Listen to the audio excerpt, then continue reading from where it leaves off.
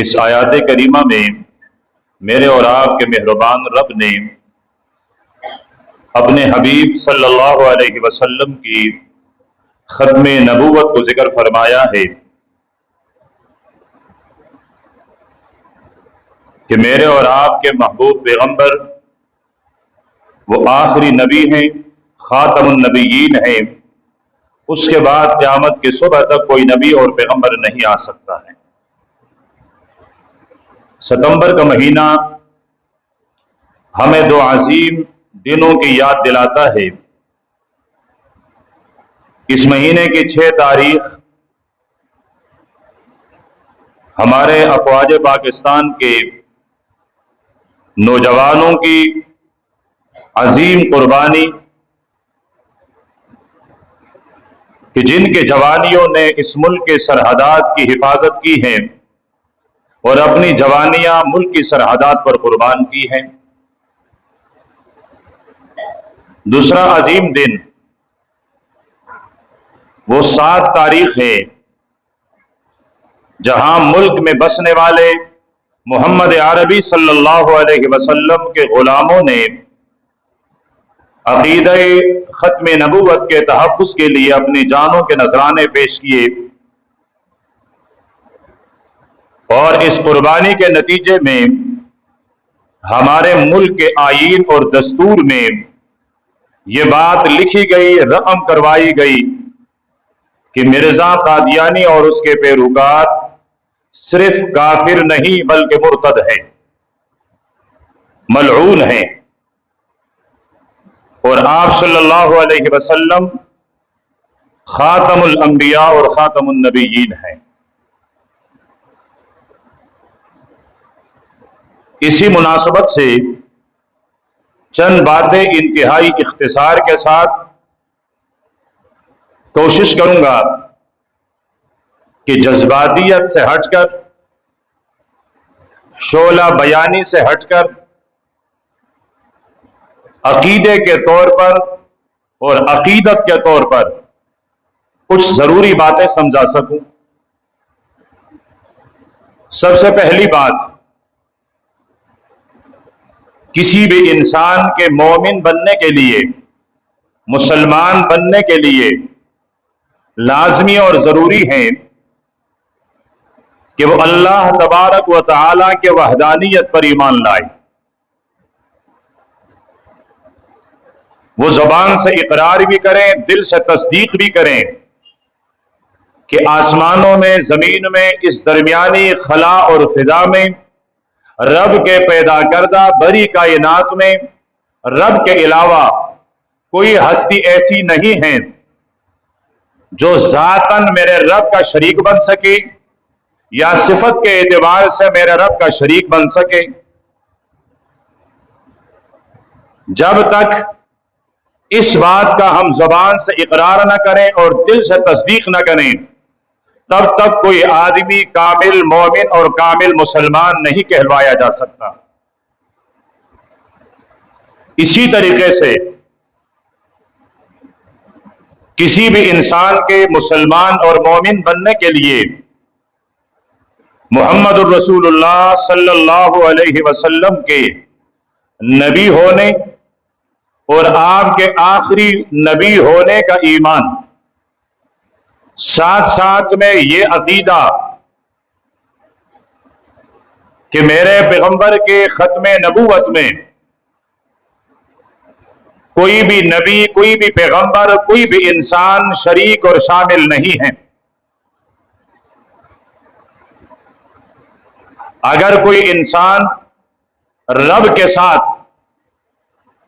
رب کے مخلوق میں کسی کو شریک مانتا ہے تو وہ بے ایمان کہلاتا ہے، مشرک کہلاتا ہے۔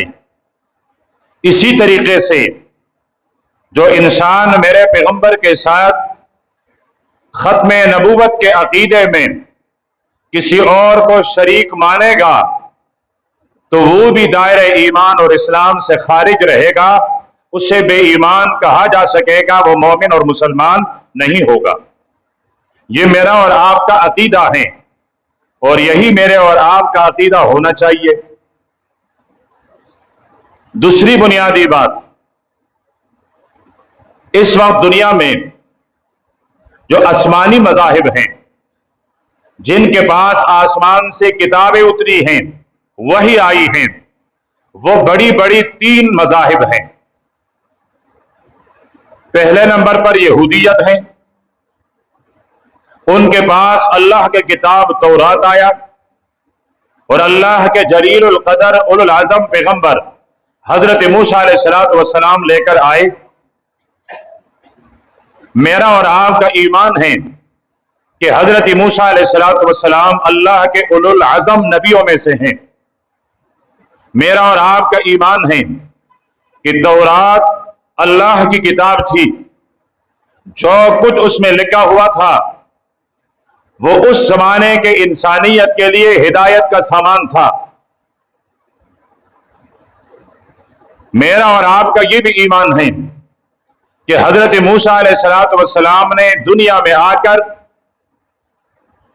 اللہ پاک کے پیغام لوگوں تک پہنچانے کا حق ادا کیا۔ حضرت موسیٰ علیہ السلام نے رب کے پیغام انسانوں تک پہنچانے میں کوئی کوتاہی اور کوئی کمی نہیں فرمائی۔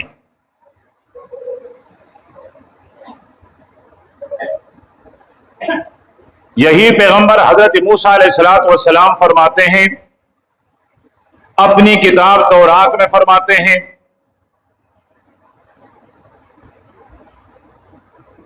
کہ نبی آخر الزمان مبعوث ہوگا، اور نبی آخر الزمان جب دنیا میں آئے گا تو ان کے ساتھ 10,000 انسان ہوں گے، اور وہ 10,000 انسان دل کے لحاظ سے انتہائی صاف اور پاکیزہ ہوں گے، اور فاران کے چوٹیوں سے، فاران کی پہاڑیوں سے نمودار ہوں گے۔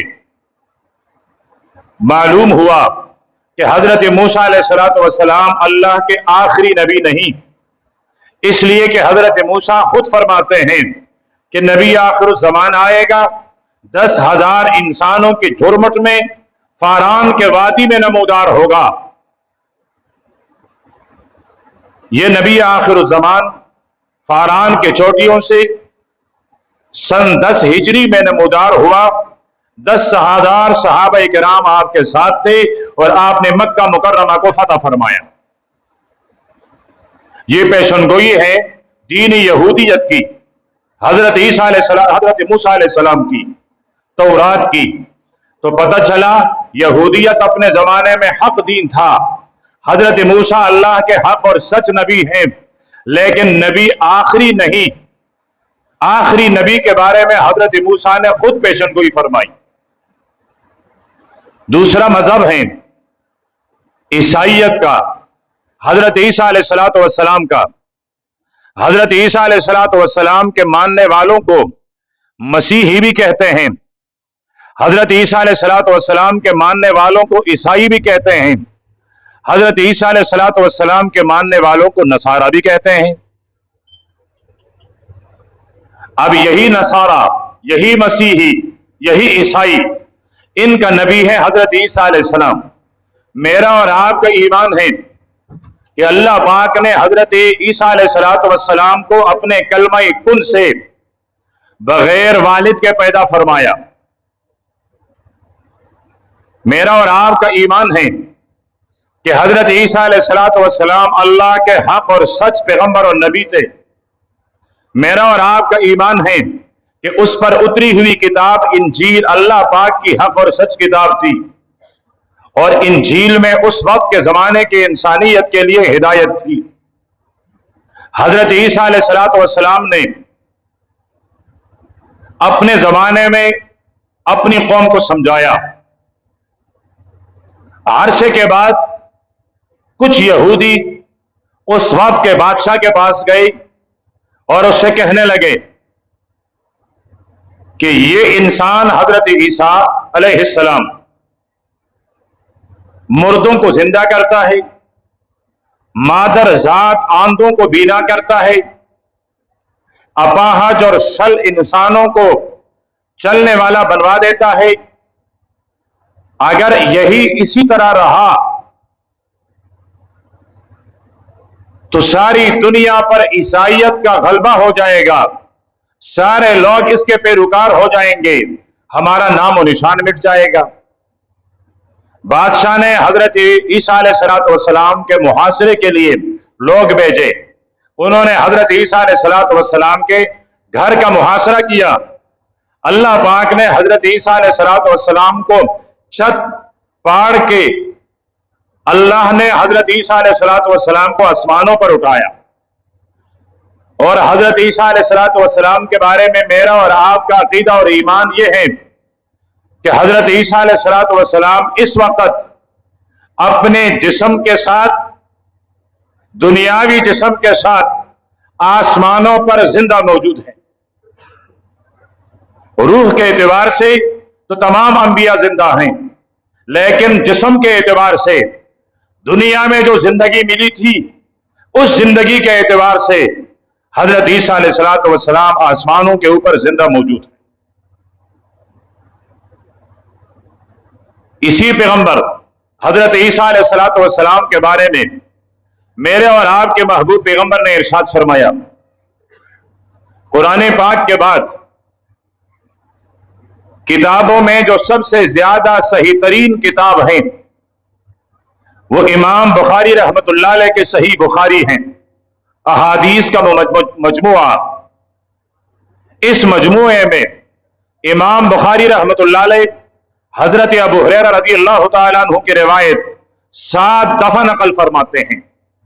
1-2 दफा नहीं, 7 दफा इमाम बुखारी रहमतुल्लाह अलैह अपनी किताब में हजरत अबू हुरैरा रज़ियल्लाहु ताला अन्हु के एक हदीस रिवायत फरमाते हैं कि सहाबी रसूल हजरत अबू हुरैरा फरमाते हैं, अल्लाह के प्यारे पैगंबर ने इरशाद फरमाया, करीब हैं कि हजरत ईसा अलैहिस्सलाम आसमान से उतरेंगे और वो जब दुनिया में आएंगे तो हकमन अदला, वो फैसला करने वाले होंगे और फैसला भी हक और सच का होगा। फिर इरशाद फरमाया, वो पैगंबर हजरत ईसा अलैहिस्सलाम जब दुनिया में तशरीफ लाएंगे तो सबसे पहला काम कि हजरत ईसा अलैहिस्सलाम सलीब को तोड़ देंगे। सलीब जो ईसाइयों की निशानी है, और ये निशानी ईसाई इसलिए इस्तेमाल करते हैं कि नऊज़ बिल्लाह उन्होंने हजरत ईसा अलैहिस्सलाम को तख्ते-दार पे लटकाकर उसको फांसी दी है। ये उनका अकीदा है, जबकि मेरा और आपका अकीदा, मेरा और आपका कुरान बताता है, वमा कतलूहु वमा सलबूहु, ना इन्होंने हजरत ईसा अलैहिस्सलाम को फांसी दी है, ना हजरत ईसा अलैहिस्सलाम को इन्होंने शहीद किया है। तो जब फांसी भी नहीं दी, जब इनको शहीद भी नहीं किया गया, फिर हजरत ईसा अलैहिस्सलाम के साथ क्या हुआ? कुरान पाक फरमाते हैं, बर्रफ़अहुल्लाह, बल्कि अल्लाह पाक ने हजरत ईसा अलैहिस्सलाम को पूरा पूरा आसमानों पर उठाया है। तो ये पैगंबर दुनिया में तशरीफ लाकर सलीब को तोड़ेंगे। दूसरे नंबर पर खिंजीर को कत्ल करेंगे। तीसरे नंबर पर जिजिया खत्म कर देंगे। और फिर उसके बाद सारी दुनिया अदल और इंसाफ से भर जाएगी। 45 साल दुनिया में रहेंगे। इन 45 सालों में हजरत ईसा अलैहिस्सलाम दुनिया में आकर बनु शुएब के कबीले में शादी करेंगे।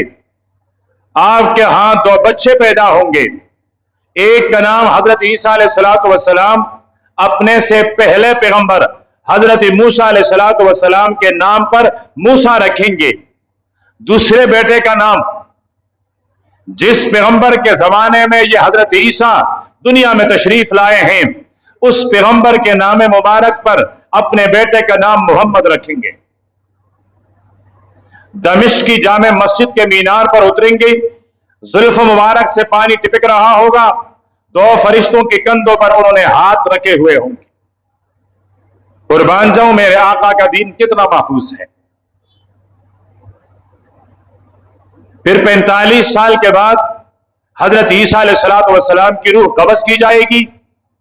इमाम बुखारी रहमतुल्लाह अलैह अपनी किताब تاریخ میں لکھتے ہیں، صحیح بخاری میں نہیں، ان کی جو کتاب تاریخ میں ہے اس میں امام بخاری رحمت اللہ علیہ فرماتے ہیں کہ روضہ مبارک میں اب 3 قبریں ہیں، ایک میرے اور آپ کے آقا کا، ایک حضرت ابو بکر کا، ایک حضرت عمر کا رضی اللہ تعالی عنہ۔ چوتھا قبر فرمایا وہ حضرت عیسیٰ علیہ السلام کا بنے گا۔ تو اب یہ بھی معلوم ہوا کہ حضرت موسیٰ بھی آخری نبی نہیں اور حضرت عیسیٰ علیہ السلام بھی آخری نبی نہیں۔ تیسرا آسمانی مذہب رہ گیا مسلمانوں کا اسلام۔ اب اللہ پاک نے نبوت کا سلسلہ، انبیاء کا سلسلہ حضرت آدم علیہ السلام سے شروع فرمایا ہے۔ دنیا کا ہر عقل رکھنے والا انسان سمجھتا اور سمجھ سکتا ہے کہ ہر کام جس طرح اس کی ابتدا ہوتی ہے انتہا بھی ہوتی ہے۔ جس طرح کوئی کام شروع ہو جاتا ہے تو کسی نہ کسی دن وہ کام ختم بھی ہو جاتا ہے۔ ہم گھر بناتے ہیں، ایک تاریخ کو، ایک دن کو ہم اس گھر بنانے کا ابتدا کرتے ہیں، سال 2 سال 10 سال 20 سال کے بعد ایک دن ایسا آتا ہے ہم کہتے ہیں ہمارا گھر اب پورا ہو گیا، مکمل ہو گیا۔ تو گھر شروع کرنے کا بھی ایک وقت، ایک دن ہے، گھر کے اختتام مکمل ہونے کا بھی ایک وقت ہے۔ اب اللہ پاک نے ایک عمارت شروع فرمائی ہے اور وہ عمارت نبیوں کی ہے، وہ سلسلہ انبیاء کے بھیجنے کا ہے۔ تو ان میں سے سب سے پہلے پیغمبر حضرت آدم علیہ السلام ہے۔ تو اب اس سلسلے کا اختتام بھی ہونا چاہیے۔ جس طرح پہلا پیغمبر ہے تو اس طرح اس سلسلے کا آخری پیغمبر بھی ہونا چاہیے۔ اللہ کے پیارے پیغمبر نے ارشاد فرمایا سلسلہ نبوت میں، سلسلہ انبیاء میں اولہم آدم، سب سے پہلے پیغمبر حضرت آدم علیہ السلام ہیں، اور فرمایا اس سلسلہ نبوت کا سب سے آخری پیغمبر وآخرہم محمد، وآخرہم محمد۔ یا تو تمہیں میرے حبیب سے کوئی رشتہ نہیں ہے، یا تمہیں میرے پیغمبر سے عقیدت نہیں ہے، یا ڈر کی وجہ سے تمہیں کسی نے پابند بنایا ہے کہ صلی اللہ علیہ وسلم زبانوں پر نہ آئے۔ کون سی بات ہے؟ رشتہ نہیں ہے پیغمبر سے، خوف ہے کسی کا، پھر ڈر کس بات کی؟ 10 رحمتیں نازل ہوتے ہیں، 10 درجات بلند ہوتے ہیں، 10 گناہ معاف ہوتے ہیں۔ ہر آدمی کوئی بھی زبان خاموش نہ ہو، کہہ دے صلی اللہ علیہ وسلم۔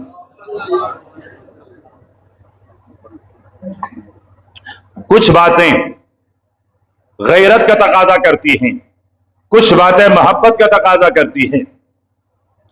میرے پیغمبر پر درود محبت کا بھی تقاضا ہے اور غیرت کا بھی تقاضا ہے۔ اگر کوئی آدمی اپنے آپ کو میرے آقا سے منسوب کرتا ہے تو محبت کا تقاضا یہ ہے کہ اس کی زبان بار بار میرے حبیب پر درود پڑے، اور اگر کوئی اپنے آپ کو اسلام کی طرف منسوب کر کے مسلمان سمجھتا ہے تو پھر مسلمان کی غیرت یہ ہے کہ وہ اپنے حبیب کا ذکر ہمیشہ کرے۔ تو اللہ کے پیارے پیغمبر نے خود فرمایا کہ پہلا پیغمبر حضرت آدم ہے اور آخری پیغمبر میں آمنہ کا لال عبداللہ کا یتیم محمد رسول اللہ صلی اللہ علیہ وسلم ہوں۔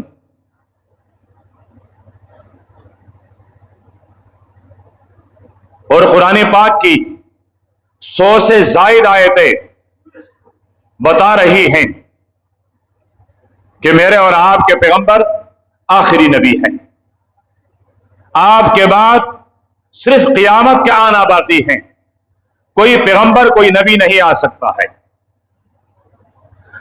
اور اگر کوئی نبوت کا دعویٰ کرے گا، یہی صحابی حضرت ابو ہریرہ رضی اللہ تعالیٰ عنہ فرماتے ہیں کہ اللہ کے پیارے پیغمبر نے ارشاد فرمایا میرے بعد 1 2 نہیں 30 دجال پیدا ہوں گے۔ کتنے دجال پیدا ہوں گے؟ 30 30 دجالا، 30 دجال پیدا ہوں گے، اور فرمایا یہ 30 کے 30 کذاب اور جھوٹے ہوں گے، خواہ وہ یمامہ کا رحمان ہو، خواہ وہ صنعا کا، اسود انسی ہو اور اس سے لے کر چلتے چلتے خواہ و قادیان کا ملعون مرزا قادیانی ہو، لیکن میرے نبی نے 1450 سال پہلے فرمایا یہ سب کے سب دجال ہیں، یہ سب کے سب جھوٹے ہیں۔ کوئی بھی ہو، بڑی پگڑی بڑی داڑھی والا ہو، بغیر پگڑی بغیر داڑھی کا ہو، بہت زیادہ علم رکھنے والا ہو، ان پڑھ اور جاہل ہو، لیکن اگر وہ اپنے نبی ہونے کا دعویٰ کرے گا تو فیصلہ کر دیا میرے پیغمبر نے کہ وہ دجال ہے اور کذاب جھوٹا ہے، وہ لعنتی ہیں، اس پر لعنت ہے میرے رب کی طرف سے۔ آپ صلی اللہ علیہ وسلم نے دنیا سے پردہ فرمایا تو یمامہ کے اندر ایک آدمی نے نبوت کا دعویٰ کیا۔ ان کے دربار میں ایک صحابی پیش کیے گئے۔ اس نے اس صحابی سے پوچھا کیا تم یہ گواہی دیتے ہو کہ محمد اللہ کا نبی اور رسول ہے؟ اس نے کہا ہاں، اشہد ان لا الہ الا اللہ واشہد ان محمدا عبدہ ورسولہ۔ پھر اس جھوٹے نے کہا تم یہ گواہی بھی دیتے ہو کہ میں بھی اللہ کا نبی ہوں؟ تو صحابی نے کہا مجھے تمہاری آواز سنائی نہیں دی۔ قربان جاؤں صحابہ کی غیرت پر، کیسے غیور لوگ تھے، مجھے تمہاری آواز سنائی نہیں دی، تم نے کیا کہا؟ اس نے دوبارہ کہا، اس نے کہا آواز نہیں آئی۔ اس نے کہا چلو اگر آپ کو آواز نہیں آتی ہے تو محمد اللہ کے رسول ہے؟ فرمایا ہاں ہاں وہ اللہ کے رسول ہے۔ فرمایا یہ آواز تو کانوں میں آتی ہے، جب میں پوچھتا ہوں میں اللہ کا نبی ہوں، تم کہتے ہو کانوں میں آواز نہیں ہے۔ اس نے کہا ہاں ہاں، جب سے میں نے یہ آواز سنی ہے کہ محمد اللہ کے آخری نبی ہیں صلی اللہ علیہ وسلم، اس کے بعد میرے کان کسی بھی انسان کے ان باتوں کے لیے پہرے ہو گئے ہیں، اب میں نہیں سن سکتا ہوں کسی کی یہ بات۔ اس نے کہا اچھا اس کا ایک ہاتھ کاٹ دو۔ ایک ہاتھ کاٹا گیا، اب بتاؤ۔ اس نے کہا پہلا تو تھوڑے سے کمزوری کے ساتھ کہتا تھا، اب جرت کے ساتھ کہتا ہوں محمد رسول اللہ میرے بارے میں۔ اس نے کہا مجھے آواز سنائی نہیں دیتا۔ اس نے دوسرا ہاتھ کاٹا، اب بتاؤ۔ اس نے کہا آواز سنائی نہیں دے رہا۔ ایک پاؤں کاٹو، کاٹ دیا گیا۔ دوسرا پاؤں کاٹ دیا گیا، کان کاٹ دیے گئے، ناک کاٹ دی گئی، آواز سنائی دے رہا ہے؟ اس نے کہا نہیں۔ شہید کر دیا گیا، جسم کے ٹکڑے کروائے گئے، لیکن وہ آخر تک اس بات پر قائم تھا کہ محمد صرف اللہ کے نبی نہیں بلکہ خاتم الانبیاء اور خاتم المرسلین ہے۔ آپ صلی اللہ علیہ وسلم نے 27 غزوات لڑے ہیں۔ ان 27 غزوات میں میرے پیغمبر کے اتنے صحابہ شہید نہیں ہوئے جتنے کہ حضرت ابو بکر کے دور میں ختم نبوت کے لیے میرے آقا کے صحابی شہید ہوئے ہیں۔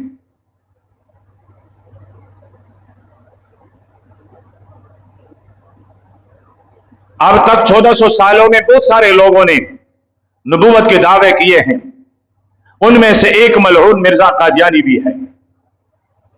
اس نے دعویٰ کیا سب سے پہلے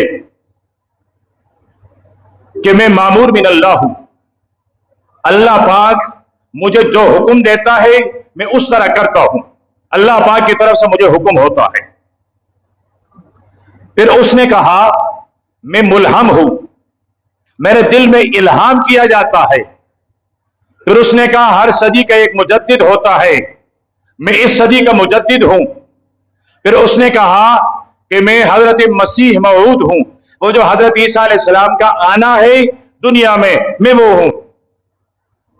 اور پھر آخر میں جا کر یہ تمام بہانے ختم ہوئے تو 19ویں صدی کے ابتدا میں 1901 میں اس ملعون نے، اس مردود نے نبوت کا دعویٰ کیا، اس جہنمی نے، اس فسادی نے۔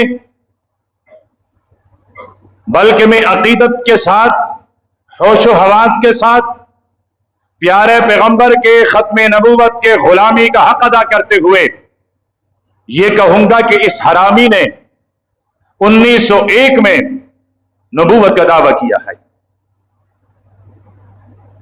اور پھر پتہ نہیں کیا وجہ ہے کہ میری زبان پر گالی آتی ہی نہیں ہے، لیکن ایک موقع پر دل میں بہت خوشی محسوس ہوتی ہے، دل باغ باغ ہو جاتا ہے جب مرزا قادیانی ملعون کا نام کسی برائی کے ساتھ، کسی سخت کلمے کے ساتھ لیتا ہوں تو دل خوش ہو جاتا ہے، اس لیے کہ یہ ڈھاکو ہیں، اس نے آقا کے نبوت، ختم نبوت پر ڈاکہ ڈالنے کی کوشش کی ہے، اس نے مسلمانوں کے ایمانوں پر ڈاکہ ڈالنے کی کوشش کی ہے۔ پھر اللہ پاک روحہ رحمت نازل فرمائیں امت کے اکابرین علماء کے مراقد پر، ان کے قبروں پر، کہ انہوں نے اس کے خلاف تحریک چلائی، عوام کو یہ بتلایا کہ مرزا قادیانی دجال اور کذاب اور جھوٹا ہے، اللہ کا نبی نہیں ہو سکتا۔ اور پھر اسی سلسلے میں آپ کے اس ملک پاکستان کے لاہور کے شہر میں ایک ہی آذان کو مکمل کرتے ہوئے 7 جوانوں نے جامع شہادت نوش کی ہے۔ شہید کرنے والے کوئی اور نہیں، وہ بھی آپ ہی کی فورس، آپ ہی کے ملک کے ادارے تھے کہ ایک جوان نے مینارے پر کھڑے ہو کر اللہ اکبر اللہ اکبر کی صدا لگائی، گولی اس کے سینے میں لگی، اس نے شہادت کا جام نوش کیا۔ دوسرا جوان دوڑتا ہوا گیا، اس نے ندا بلند کی، اشہد ان لا الہ الا اللہ، دوسری گولی نے اس کے سینے کا نشانہ لیا، یہ بھی میرے حبیب کے ساتھ وہاں حشر تک پہنچا۔ تیسرے جوان نے آ کر اشہد ان محمد رسول اللہ کی صدا بلند کی، اس کے سینے میں بھی ایک گولی پیوست ہوئی، اس نے بھی جامع شہادت نوش کیا۔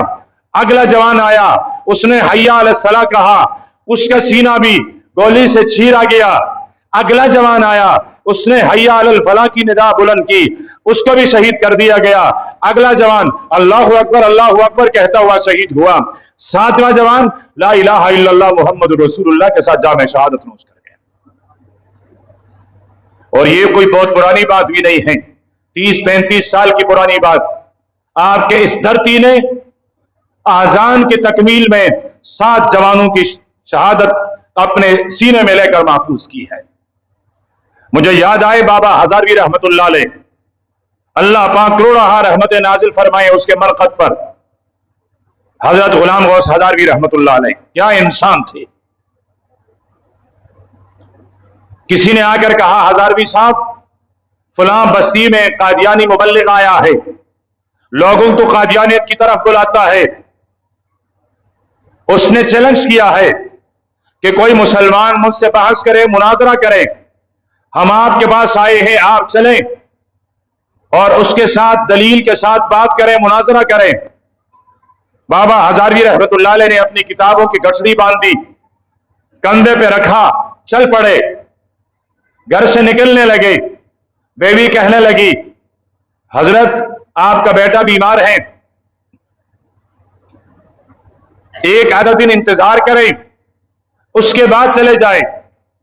حضرت ہزاروی رحمت اللہ علیہ نے پلٹ کر نہیں دیکھا، چل پڑے، اسٹیشن پر پہنچی، کتابیں رکھی، گاڑی کا انتظار ہو رہا ہے۔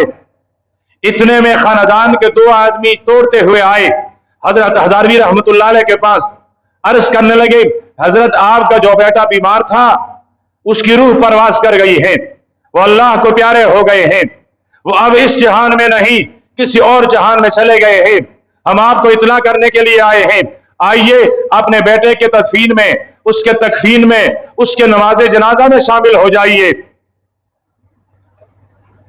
حضرت ہزاروی رحمت اللہ علیہ فرمانے لگے تمہیں پتہ ہے میرے آقا کے شریعت میں نماز جنازہ فرض کفایہ ہے، چند لوگ مل کر اگر کسی میت کی نماز جنازہ پڑھ لیں باقی لوگوں سے فرض ساقط اور ادا ہو جاتا ہے، اور اگر کوئی ایک آدمی بھی کسی کی میت کی نماز جنازہ نہ پڑھیں تو سارے لوگ گناہگار ہوتے ہیں۔ اب یہ فرض کفایہ ہے، تم خاندان کے بہت سارے لوگ، تم محلے کے بہت سارے لوگ موجود ہو، وہاں کلمہ پڑھنے والے بہت سارے مسلمان موجود ہیں، وہ میرے بیٹے کے تدفین اور تکفین اور جنازے میں شامل اور شریک ہو جائیں، میری طرف سے فرض کفایہ ادا ہو جائے گا، لیکن آقا کے ختم نبوت کی دفاع فرض عین ہے۔ اگر میں ہزاروی، اگر میں غلام غوث ابھی وہاں جا کر اس سے مناظرہ نہ کروں، وہ کہہ جائے گا یہ جھوٹے ہیں، تب تو میدان سے بھاگ گئے۔ ہو سکتا ہے کسی کمزور ایمان رکھنے والے مومن کا ایمان چلا جائے، وہ میرے آقا کے ختم نبوت سے انکار کر جائے، کل قیامت کو حشر کے میدان میں میرا آقا مجھ سے پوچھیں بتا غلام غوث میرے ختم نبوت کی دفاع زیادہ اہم تھی یا بیٹے کے نماز جنازہ زیادہ اہم تھی، کیا جواب دوں گا؟ جائیے تم میرے بیٹے کا جنازہ پڑھا لو، میں ہزارویں وہاں جا کر قادیانی سے مناظرہ کروں گا۔ یہ لوگ تھے، انہوں نے قربانیاں دی ہیں۔ سوچو آپ بھی اولاد والے ہو، آپ کا بیٹا مرض الموت میں نہیں، اگر صرف سر میں درد ہو اور آپ نے سروزے میں نام لکھوایا ہو، آپ سے روزے سے رہ جاتے ہو، آپ امیر صاحب سے کہتے ہو جی میرا تقاضا ہے۔ یہاں بیٹا زندگی اور موت کے کشمکش، اطلاع ملتی ہے بیٹا دنیا سے رخصت ہو گیا، لیکن اس کے باوجود وہ واپس نہیں آئے، وہاں پہنچے وہ قادیانی بھاگ گیا تھا۔ اس بستی میں جتنے لوگ قادیانیت سے متاثر تھے، حضرت ہزاروی رحمت اللہ علیہ نے واعظ و نصیحت فرما کر دوبارہ اس کو آقا کے ختم نبوت سے جوڑ دیا۔ کہاں یاد آئے مجھے محدث العصر سید محمد یوسف بنوری رحمت اللہ علیہ فرمایا کرتے تھے میرے آقا کے ختم نبوت یہ جنت کی ضمانت ہے، یہ جنت کی ضمانت ہے۔ جو انسان یہ عقیدہ رکھے گا کہ میرا پیغمبر محمد الرسول اللہ خاتم النبیین ہے، اس کے لیے جنت واجب ہو گئی۔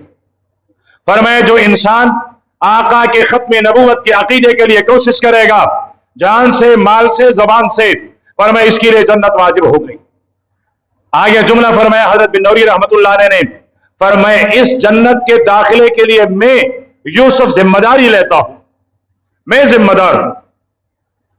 کہاں یاد آئے مجھے حضرت انور شاہ کشمیری رحمت اللہ علیہ فرمایا اگر ہماری جانیں، ہماری مال، ہماری صلاحیتیں آقا کے ختم نبوت پر فدا، آقا کے ختم نبوت پر قربان نہ ہو جائیں، فرمایا پھر گلی کا کتا بھی ہم سے بہتر ہے۔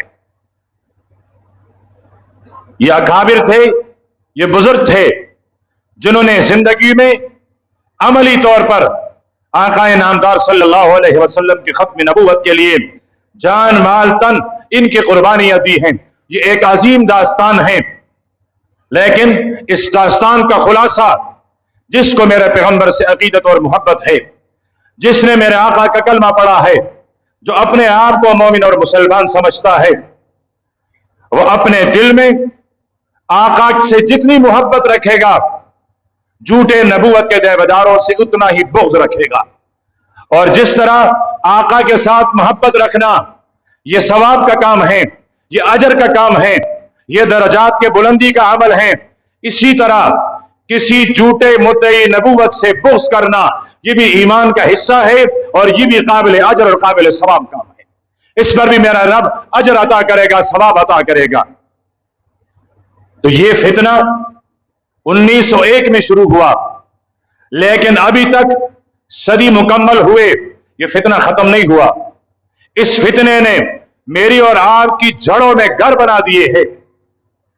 میرے اڑوس پڑوس میں بہت سارے لوگ موجود ہیں جو قادیانیت کے شکار ہوئے یا قادیانیت سے متاثر ہوئے۔ ابھی یہ سیلابی صورتحال ہے، میری اور آپ کے کمزوری سے فائدہ اٹھا کر قادیانی مشینری سیلاب زدہ علاقوں میں وہاں ڈالر بھی تقسیم کر رہا ہے اور لوگوں کا ایمان بھی خرید رہا ہے۔ عیسائی مشینری سیلاب زدہ علاقوں میں میرے اور آپ کے کلمہ پڑھنے والے مسلمان بھائیوں کو مرتد بنا رہے ہیں اور ہمیں احساس تک نہیں۔ اللہ کے پیارے پیغمبر نے ارشاد فرمایا قوی مومن، طاقتور مومن، جس کا جسم بھی طاقتور، جس کا ایمان بھی طاقتور، جس کی ذہنی صلاحیت اور فکر بھی طاقتور، فرمایا ایسے قوی مومن اللہ پاک کو کہ ہاں وہ زیادہ بہتر ہے۔ تو ہم وہ قوی مومن بنے، ایمان کے اعتبار سے، فکر کے اعتبار سے، عقیدے کے اعتبار سے۔